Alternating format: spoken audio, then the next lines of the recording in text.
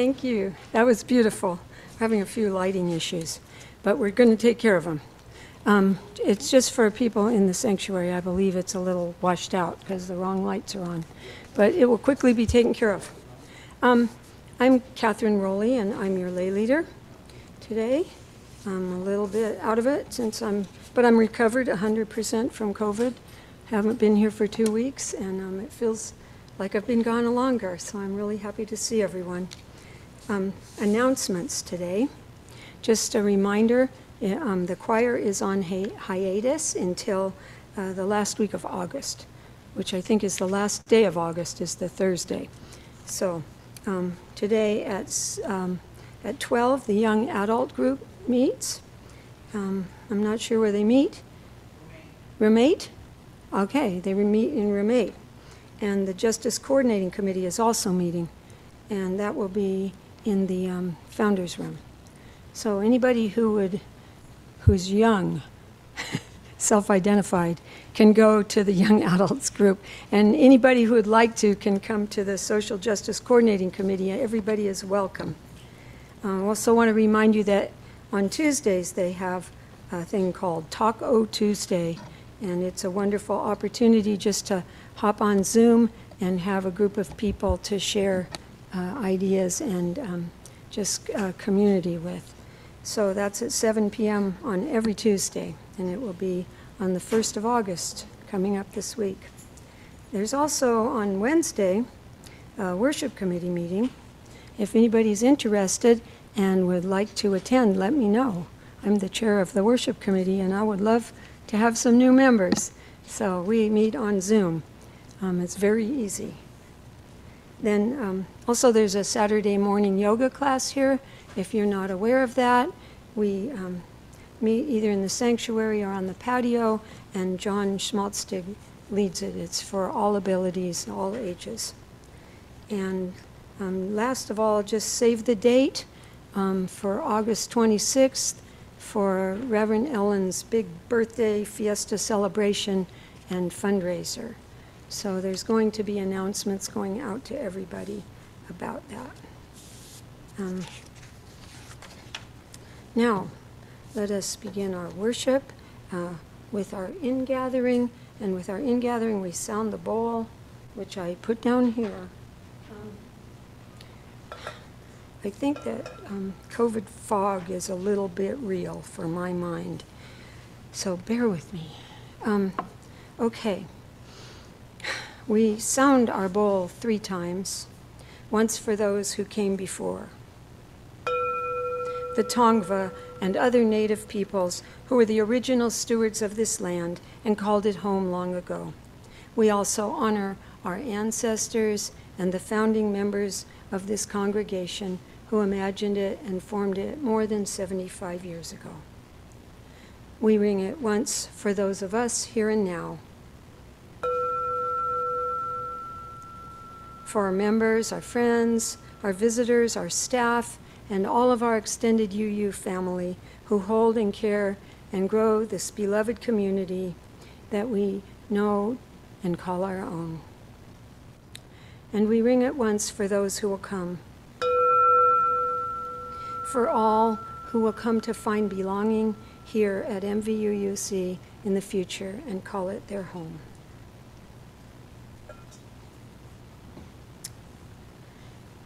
Our opening words are by Penny Hackett Evans. Each of us brings a separate truth here. We bring the truth of our own life, our own story. We don't come as empty vessels, but as full people, each with our own story and our own truth. We seek to add to our truths and add to our stories. The room is rich with truth, rich with experience. All manner of people are here, needy, joyful, frightened, anxious, bored. We all bring our truths with us. May we all recognize the truth and the story in the lives of others than our own. May we hear and honor truths that we all bring as we gather together. Together we have truths, together we have a story, Together, we have a community. Our opening song is one of my favorites, as you know if you've been around me. It's Enter, Rejoice, and Come In. So it's number 361 in our hymnal, or it's also up on our screen. So let's, if you'd like to stand and sing out, let's sing Enter, Rejoice, and Come In.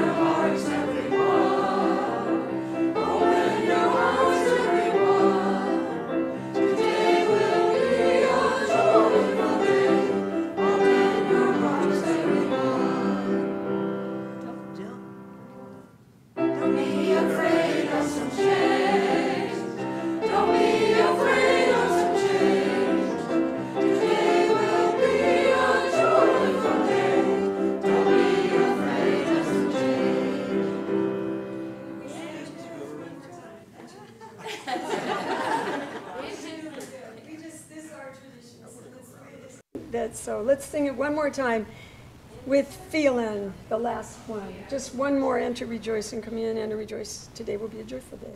Ready? Okay. Enter, rejoice, and come in. Enter, rejoice, and come in. Today will be a joyful day. Enter, rejoice, and come in.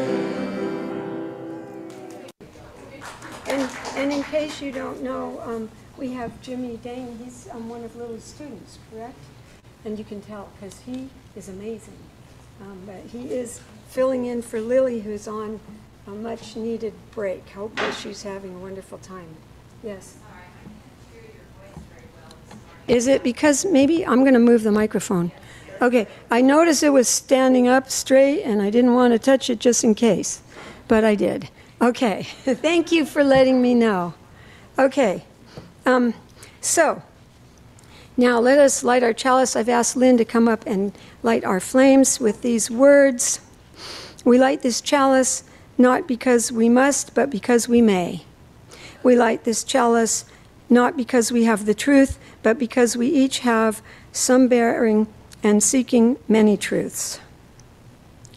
We light this chalice in connection across culture, distance, class, and language. We light this chalice that our religion may be a beacon of light, hope, and justice.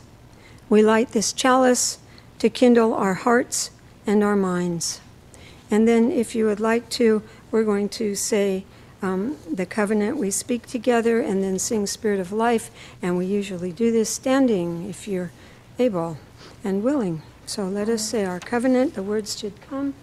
Yes. Oh, I'm not used to having a computer in front of me. Okay, let us go. We affirm that love is the greatest purpose of this congregation. The search for truth is our constant star, and service is our prayer. To pledge our hearts, our minds, and hands, to challenge injustice with courage, to find hope in times of fear, and to live out our Unitarian Universalist values every day as beloved community. Thus do we covenant with each other and with all sacred in life. Okay, then we sing Spirit of Life and sing it twice through, once in English and then in Spanish.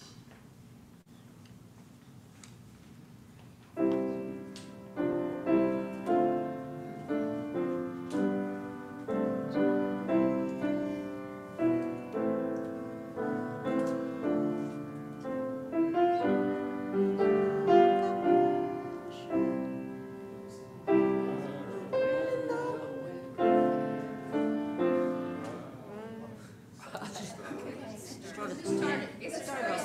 We'll sing with you.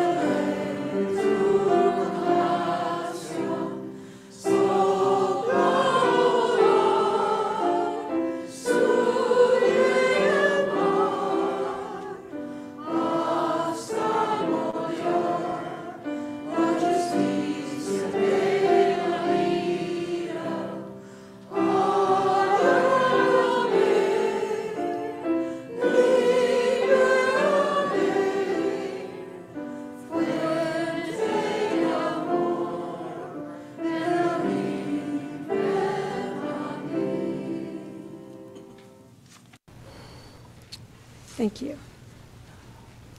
And now we have a story for all ages that will be read by Robert Tidwell for our all ages.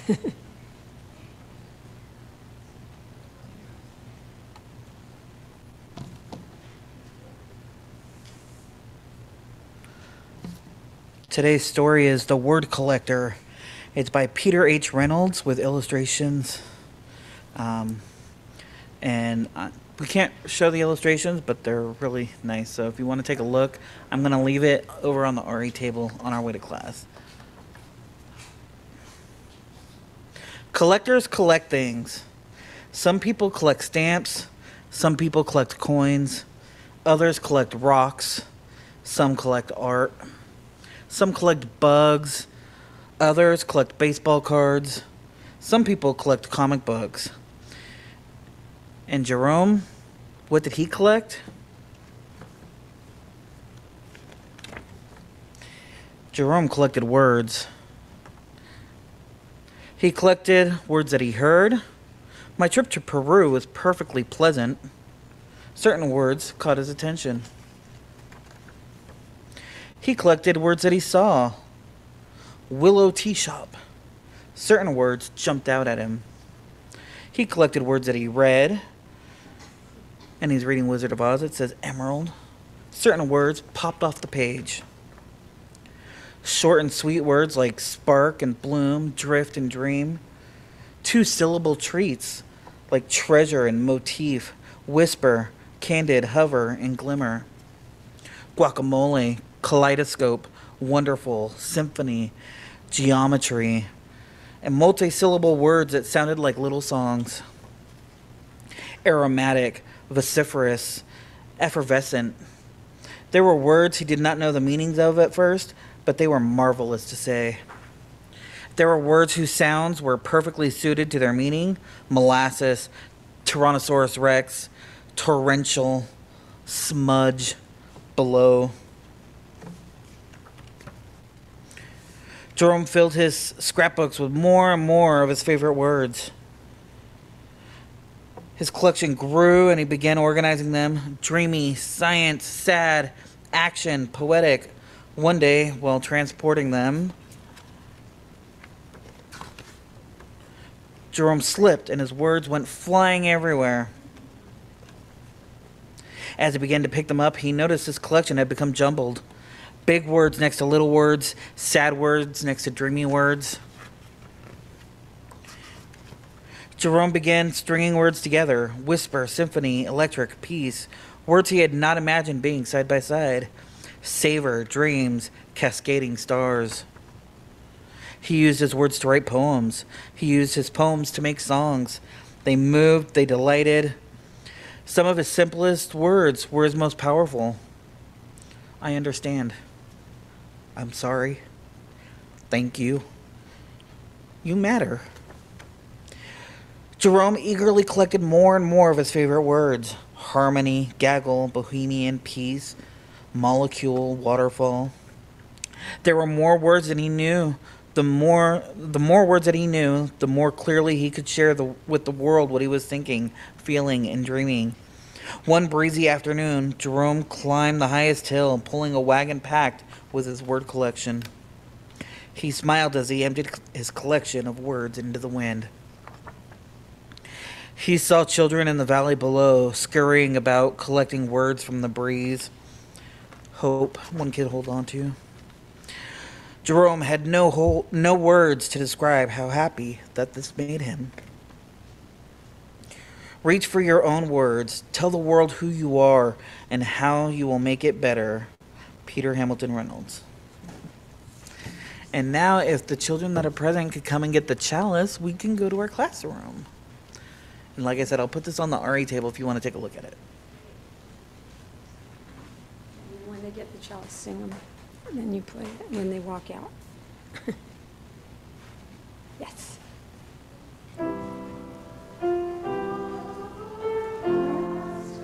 With you.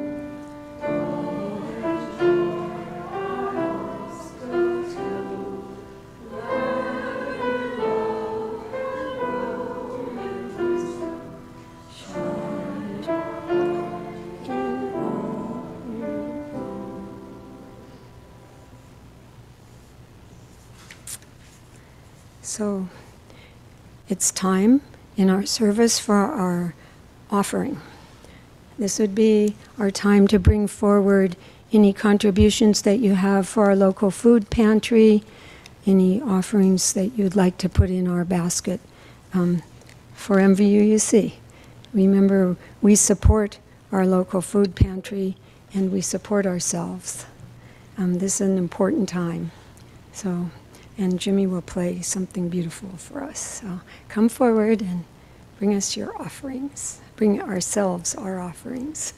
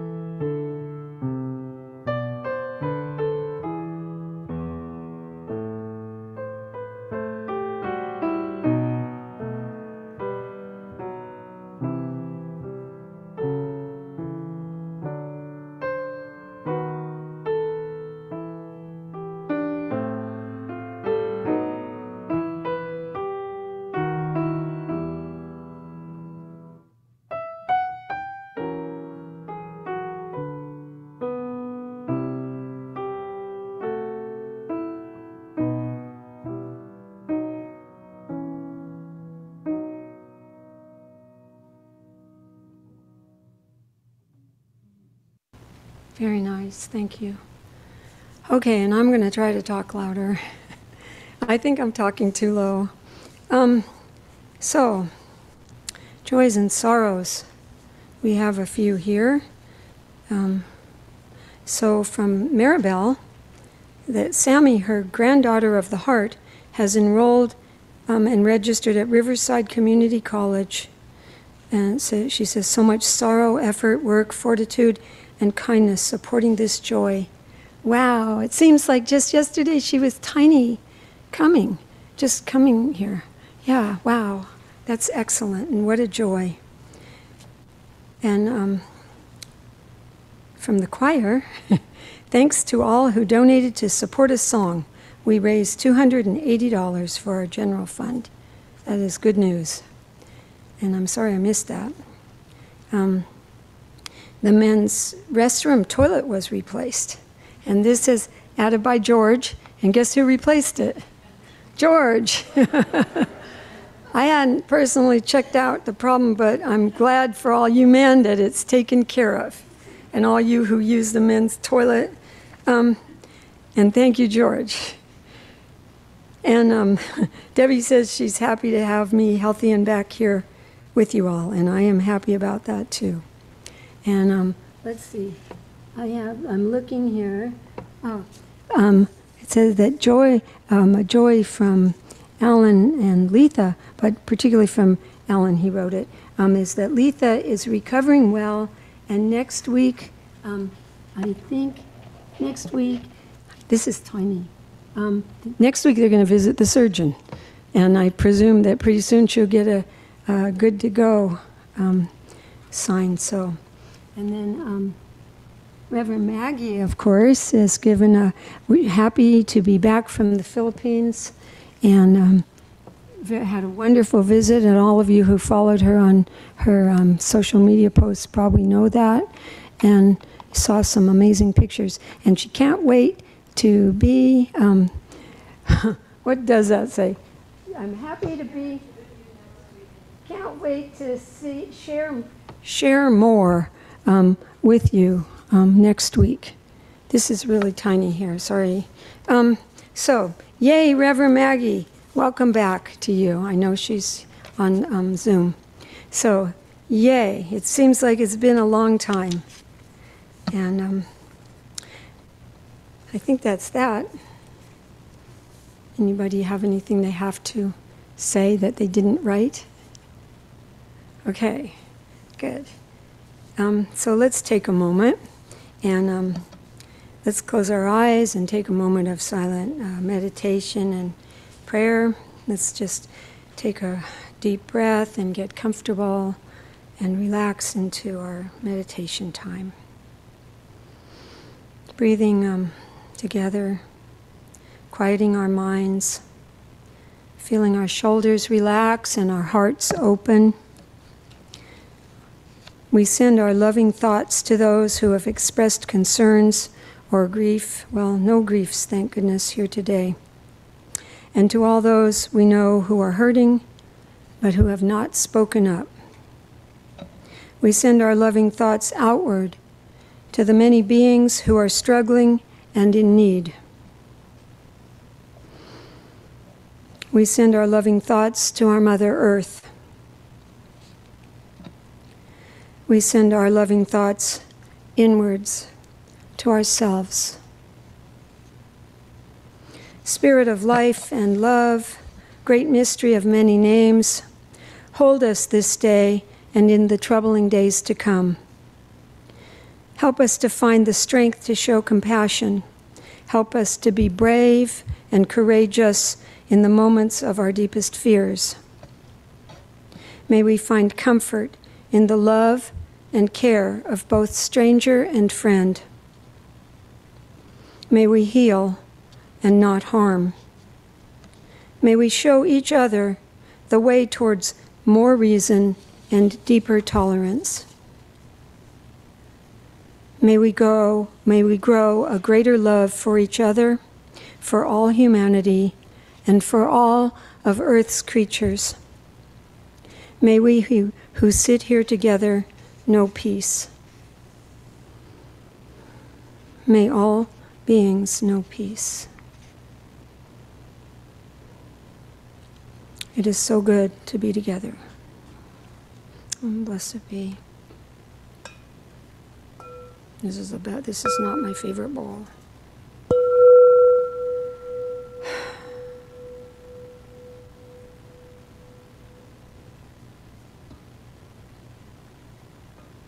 Okay, so my reading today,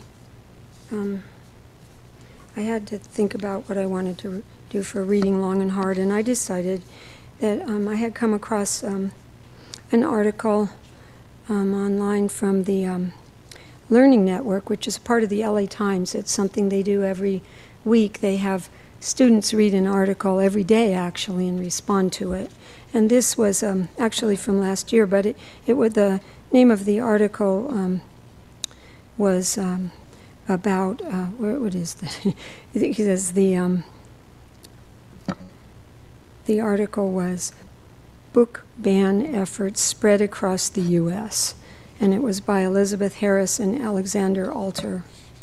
And there were a lot of quotes, and they sort of inspired a hope in me when I read them. Is that better? Okay. Maybe, you know what? How's that? Okay, I think that was way off. Okay, yes. Okay, so here it is. This one's from a guy named Jordan. It says, reading the article and these comments makes me think, geez, the fact that these books are being challenged shows how much some people need education on the subjects of them. Here's another one from Madison in Maine. As a student who has read most of the challenged books, whether that be for the school or just for my own, I feel that banning these books would be one of the worst ideas ever. For the younger generations, it's so important to gain knowledge about the injustices that others face constantly.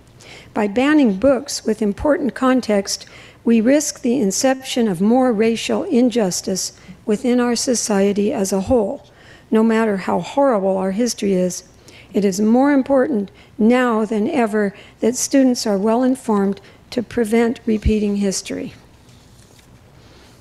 And another one, I think that regardless of whether or not libraries should stock inappropriate books, that's in quotes, banning books has the opposite of the intended effect.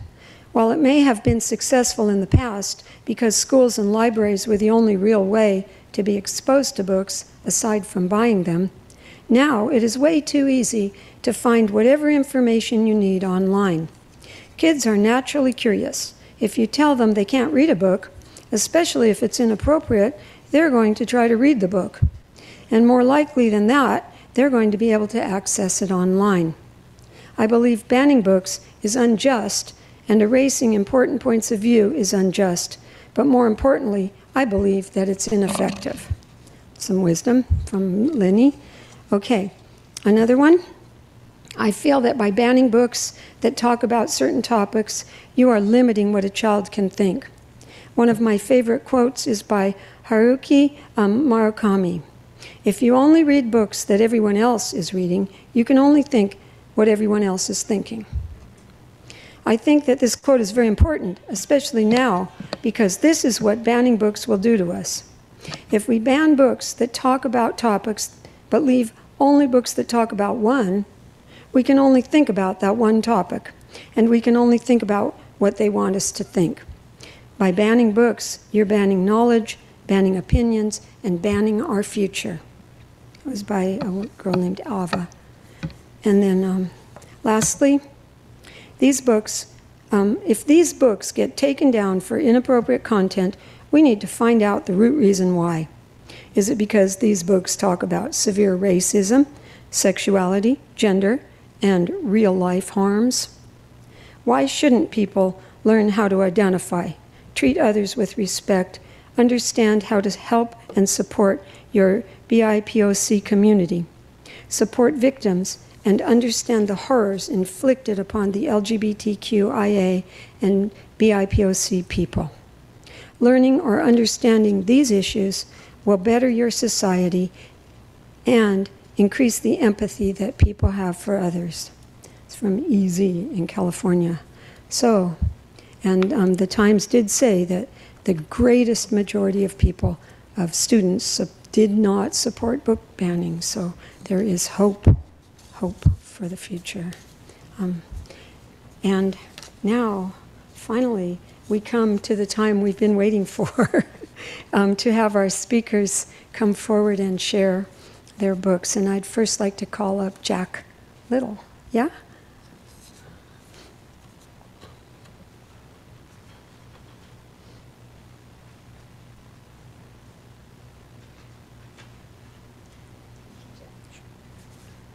Good morning. You hear me okay? What's it? First, I'd like to thank Catherine for having me go first and set the bar to a very low standard. So everybody else, it should be pretty easy. I am going to speak a little bit about a book called One Man's Wilderness, An Alaskan Odyssey. This was first published in 1973, and it was also made into a PBS documentary. If you haven't seen it, it's pretty interesting. It was written by Sam Keith and Richard Prinicky, and the story is actually of an 18-month section of Richard Prinicky's life. So it's a story of a man living a dream that he always had. Richard Prinicky was a carpenter. He was a sheep farmer at one time. He was a diesel mechanic. And in about 1968, he had a work-related accident that almost blinded him. He was 50 years old at the time. And he came to the realization that life is too short to work, retire, and then go do what you want. So at that point, he decided, I'm going to quit my job and I'm going to do what I want. And what he wanted to do was move to Alaska and basically live off the land. So he acquired some property in Twin Lakes, Alaska, which is about 140 miles southwest of Anchorage. If you've ever been to Alaska, it's very remote. Even just a few miles outside of Anchorage, it's like you're in the middle of nowhere. The only access to Twin Lakes is by a float plane. So he acquired this lakefront property, and he cut the trees down, stripped the trees, and he built the cabin by himself. He used for the floor all local materials, the gravel from around the lake.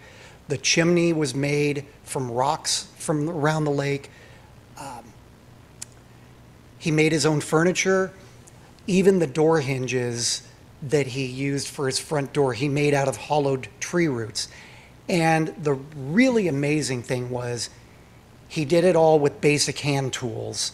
He had no power, no electricity, no air compressors. And again, this guy's 50 years old. And it was pretty inspirational. He hunted, he gathered his own food. He talked of what a joy it was to just find a berry bush and pick fresh berries off of the tree. He became a self-educated naturalist. He studied the animals, local wildlife, flora, fauna, and he wrote about all of that. During this whole process, he documented everything, both in journals and on video, and that video that's used during that PBS documentary. He ended up returning to civilization in 1999. He lived there 30 years, and he finally left at the age of 80. And so he endured summers, winters, all living off the land. And it was an incredible story to read. His cabin is still standing. When he left the cabin, he left a note that said, "This cabin is welcome. I welcome anybody in it to use. Just please treat it as if it were your own home. It is now on the National Register of Historic Places. I just recently read that you can charter a float plane and tour his cabin. So it's gone through and had some renovations done and all that. But it is still standing. I looked up pictures of it, and it's still there. So my takeaway from this book, what did I get from it? At age 50, this guy moves and lives off the land. He had no modern conveniences whatsoever. And I look at how we live today, and I know of people that they are completely non-functional if they don't have their cell phone. And this guy made door hinges out of tree roots. So these conveniences, they make life easy, not impossible. This made me appreciate what I have. It encouraged me to try things. This guy built a home out of trees that he cut down. I can paint a wall. I can put up a mirror now. Problem solving. It encouraged me to work on problem solving skills because this guy didn't have the internet. All he had was up here in his experiences and what he had learned. I believe he wasn't even high school educated, or he dropped out in high school, if I remember correctly. There was a statement in the book, I don't remember the exact quote, but he did come across fishermen coming up there, hunters coming up there, and they would get their trophies, their fish, their bear, their caribou. And the statement read somewhat to the effect of, my trophies, unlike the moose and bear, are the everyday experiences and observations that I see every day. And I see them every single day, and they're all different. And so it makes you think, I'm not going to look at the whole plant. I'm not going to look at the flower. I'm going to look at the individual petal. I'm going to look at the individual leaf and the details. And he talks about doing stuff like that. And during this whole 18-month period, he's dealing with the wildlife, grizzly bears coming around, the squirrels trying to steal his food, and how he problem solves to prevent that from happening. And how I learned about this book was a friend of mine in college followed in Richard Prinick's footsteps. He went and bought land up in Alaska. After reading this book, he cut the trees down. He stripped the trees. He built a 40 by 40 cabin up on stilts, and he raised his family in this cabin in Alaska. They had no electricity. He ran off of a generator eventually, but it can be done. So that's my little synopsis. It's an interesting read. I encourage you to take a look at it. Thank you.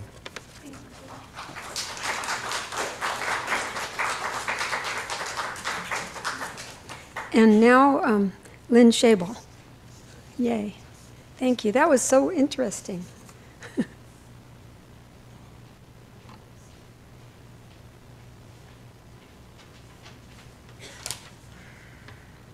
Good morning, all. And you know what? That sounded like a good recipe for a class that ought to be offered, maybe not as early as high school, but maybe in college. Modified, of course, not Alaskan cutting, but just to get a good feeling for how to save the earth and appreciate everything. So I'm going to talk about Les Miserables. And why would anybody choose I think I'll read a huge novel. Go see the musical. That'll put you in the mood. As soon as I went for the first time with friends and I became involved in what was going on stage, I realized that just the period of time that it covers the time period between 1815 and 1832, with 1832 being the year of the Paris Uprising. So as the novel suggests, Les Miserables is referable to poverty, heartache, and survival, which is universal and worldwide. My experience with the characters in reading this novel and being introduced to them initially on stage was feeling them, just feeling them. The main character that opens the story is Jean Valjean, who has been a prisoner for 19 years in hard labor for stealing a loaf of bread to feed his sister and the starving children. And for that, 19 years, not just for that, but for trying to escape. And every time he would try and escape, this one character, Javert, the police officer, would be running after him. So he was just always being chased after or being forced to do more hard work.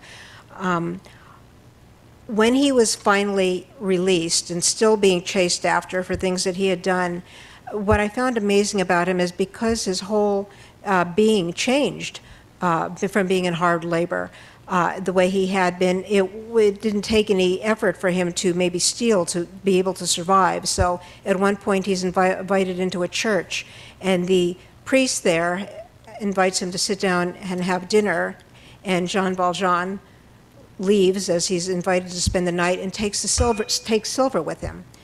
So he's caught doing that and is brought back to the church, and the priest sees something in him and says, "Oh, no, I gifted you with that silver. Let me give you the candlesticks. This is a gift for you." So that was the first act of kindness as Jean Valjean maybe started cracking his heart a little bit. So he's off thinking maybe some good will come from this, and then as he travels further, he sees a poverty-stricken child that he takes coins from. And in the background, he can hear this child wailing, and I think that was his wake-up moment with, what happened to me? Who am I? What is this? What has happened to me? I can't live like this anymore. And that's the pivotal moment when he decides he's going to turn his life around. He changes his identity. He starts doing good and becomes the mayor of a city and running a business.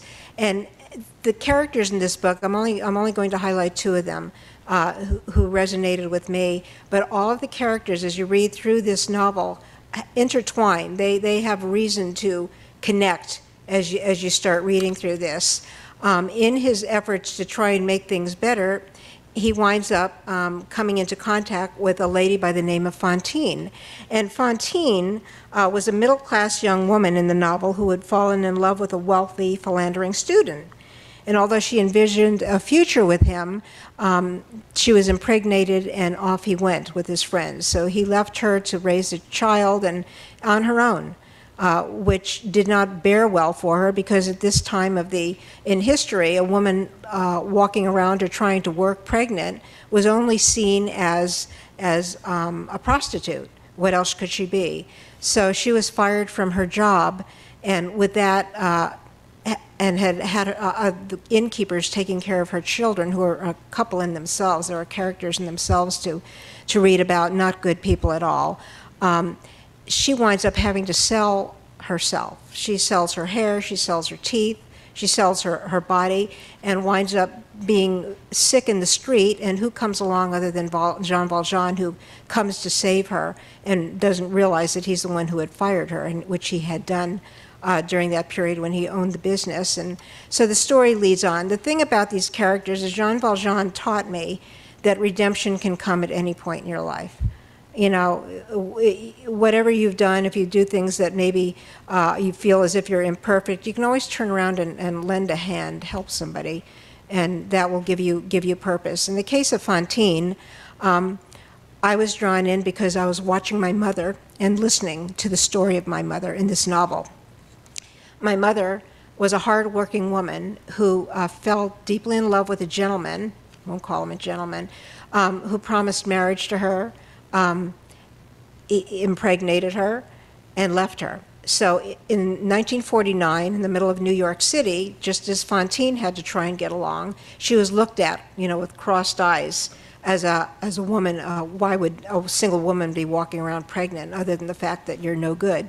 So she had to live through that period of life, and she never dated again, but was the strongest person I ever knew who would do anything, absolutely anything, to make my life easier, as Fantine had done. Just she sacrificed herself for the sake of her daughter. Throughout the book, you are listening to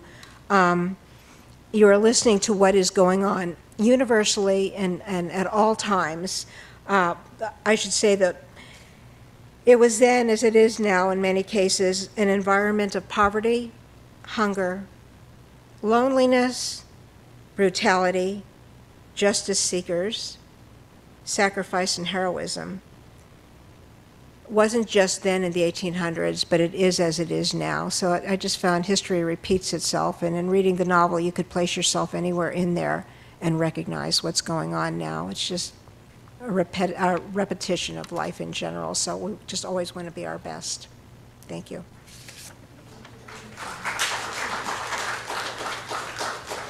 Thank you, Lynn. Thank you so much.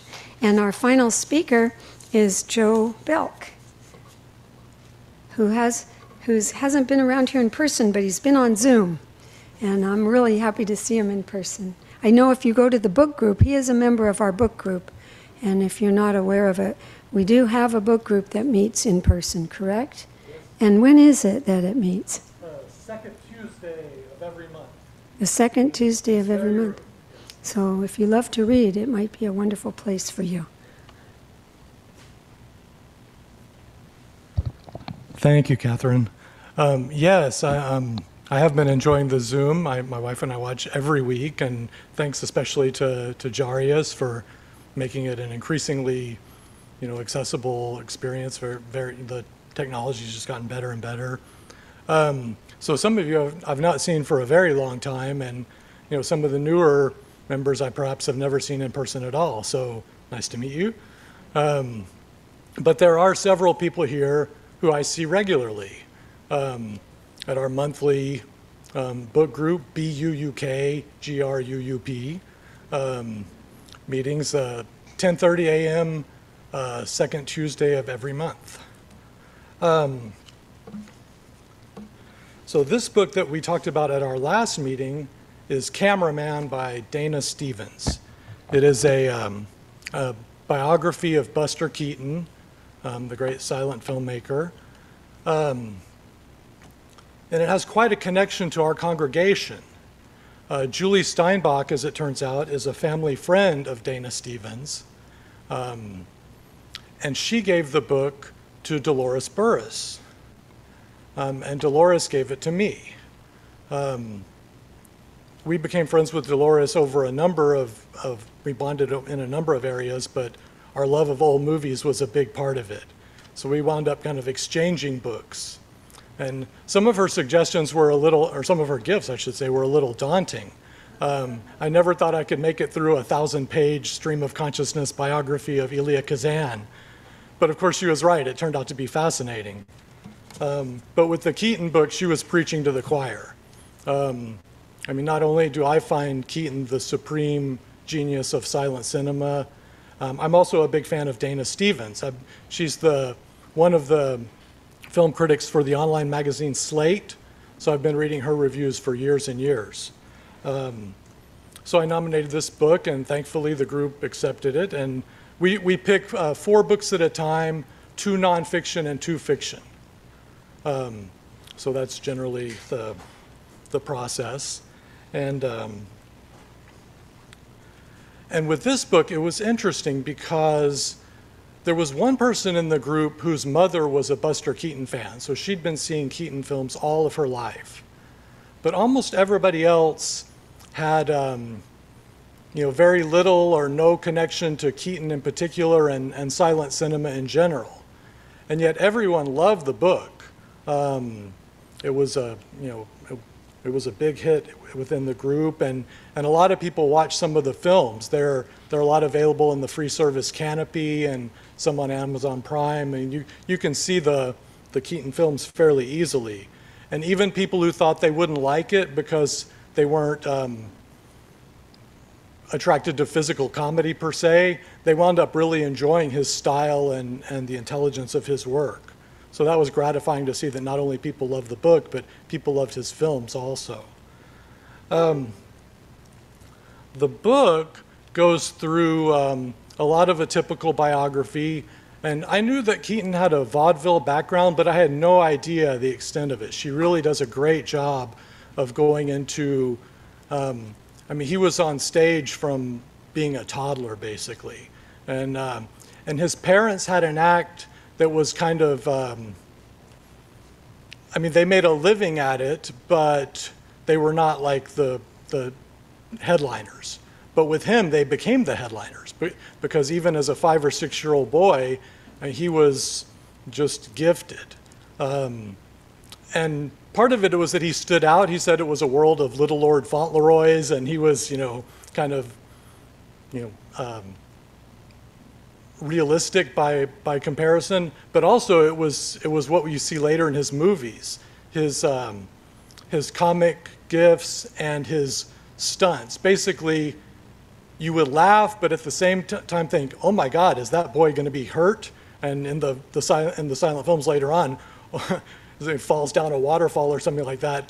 Like, "Oh my God, did he break something on that?" You know, I mean, it's funny and entertaining, but it's also like, how did he get away with that? You know, and so it goes through the act breaks up. His father starts to drink more and more, and at one point when Keaton's a teenager, his mother just can't take it anymore. So the father's out on a bender, and she tells him, "I just can't do this. We got to split." And so they had a family home in Michigan where his younger siblings were in private school, and so he and the mother go back there. It took the father weeks to find them,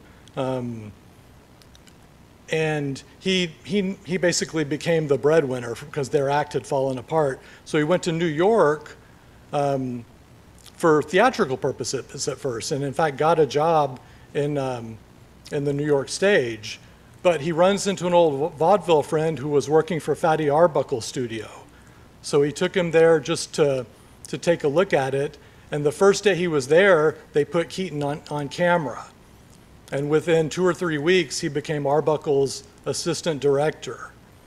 And then a couple of years later, Arbuckle went on to a bigger studio, and Keaton became the star of that independent studio, and they renamed it Buster Keaton Studios. And at that time, they weren't doing full-length movies. These are all what they call two-reelers, like comedy shorts. And so he becomes, well-known. I mean, he wasn't like Chaplin, like the most famous person in the world or anything like that, but he became a well-known comic whose movies were liked. And that's the way it stayed throughout the 20s. And he had a tight-knit group, and he could pretty much do what he wanted, although it was getting more and more expensive. And as the studios were coalescing and making things more efficient, it became harder to make movies that way.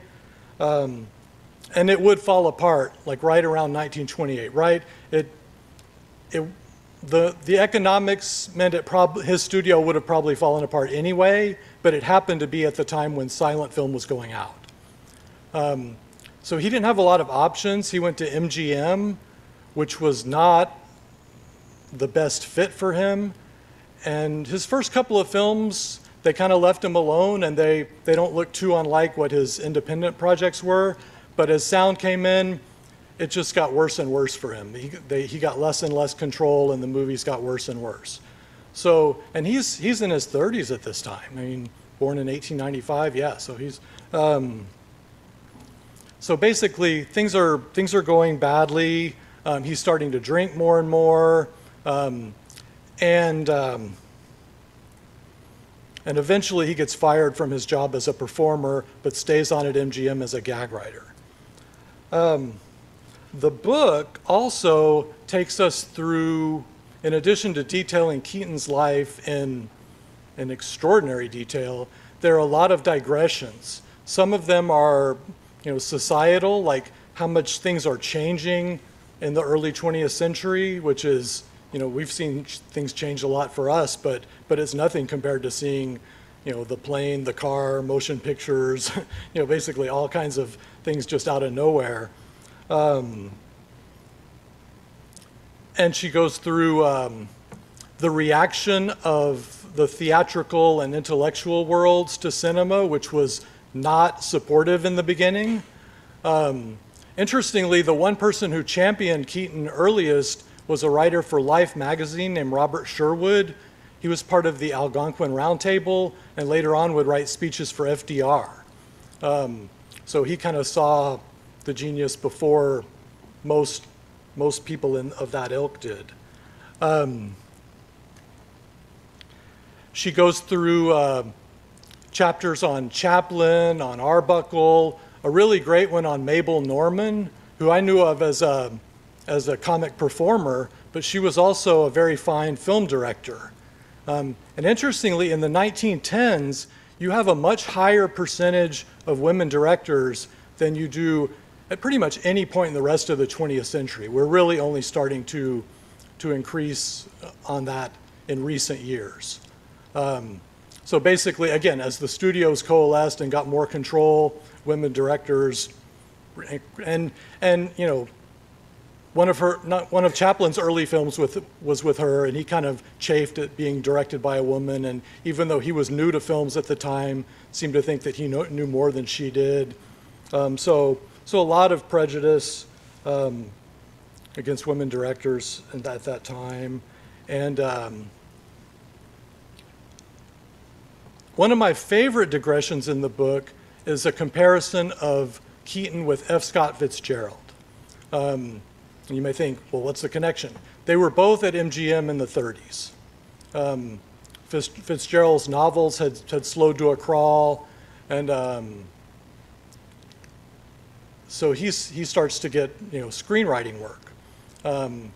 Keaton is there as a performer, and he's actually MGM's highest drawing comedy performer, even though his movies aren't very good for MGM. She details an event that happens on almost the same day. Keaton finds out that he's not going to get a role that he was up for in Grand Hotel. He was up for the Lionel Barrymore role. At the same time, Fitzgerald finds out that the script he'd been working on, it was an adaptation, but he was really happy with it, and it was thoroughly rejected for not being cinematic enough. And he was never really asked to do much after that. Both of them stayed on at MGM for years, but in marginalized roles. As I said, Keaton was a gag writer. Fitzgerald did patch-up work or just little writing assignments as necessary, but not full scripts. Fitzgerald was able to take some of that material and to put it into the Last Tycoon novel, which was unfinished at his death. Fortunately, Keaton, kind of under the radar, was able to enjoy a very nice second act. Some of you may have seen Sunset Boulevard, in which he has a very memorable cameo. That kind of started a trend. Some of these make total sense, like he was in a Chaplin movie called Limelight where they did a vaudevillian scene. Some of them are surreal, like he was in several of the Frankie and Annette Beach movies in the 60s. So he just shows up in a lot of unexpected places. He's big on television. He had a local show in LA that he liked, and the national networks, one of them came to see him at a time when he unfortunately fell off the wagon. But he was kind of glad because he thought that the show was too much work. Basically, he put a lot into his comedy, and basically doing a show every week was daunting. But he winds up on a lot of other people's shows. He's a frequent guest on a lot of shows. He does a lot of commercials. In many cases, the sponsors allow him to design the gags that they use. So he got to be creative in addition to the nice paycheck of the commercials. The author points out, and I'd actually seen this, like he'd fallen so far he wound up in a French circus.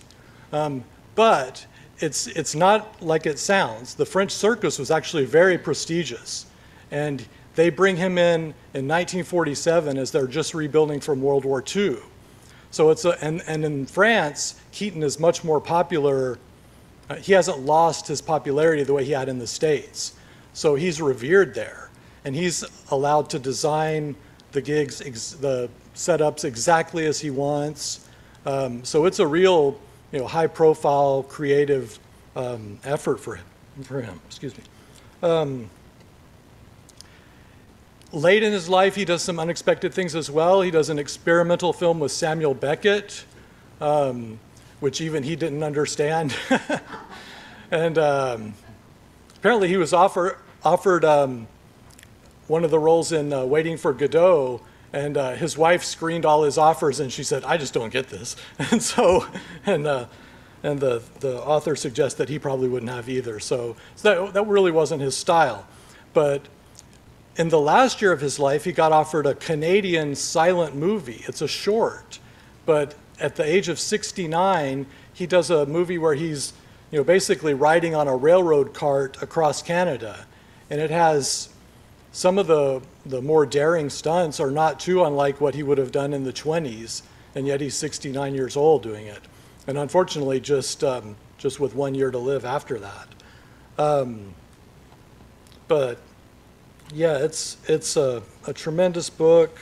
Highly recommend it. And again, even more than the book, check out the movies. The General is his consensus. If you ask, film buffs, that's the one that comes up most often. But the author and I agree that Steamboat Bill Jr. is actually the best. So that's probably a good place where I would recommend for you to start. Okay. And again, Tuesday, our next one's the 8th. And the book is The Way Out, How to Overcome Toxic Polarization. So if anybody wants the answer to that one, you know where to find us. Thank you very much. Thank you so much. Oh, let me put my, is that good? Is this good for me? Okay, good. Sorry about the beginning. Wow, it's always so enriching and wonderful to hear. This service is one of my all-time favorites, and I think we've had it since before I came. So thank you to Joe and Jack and Lynn. And so now, thank you. It's time to extinguish our chalice.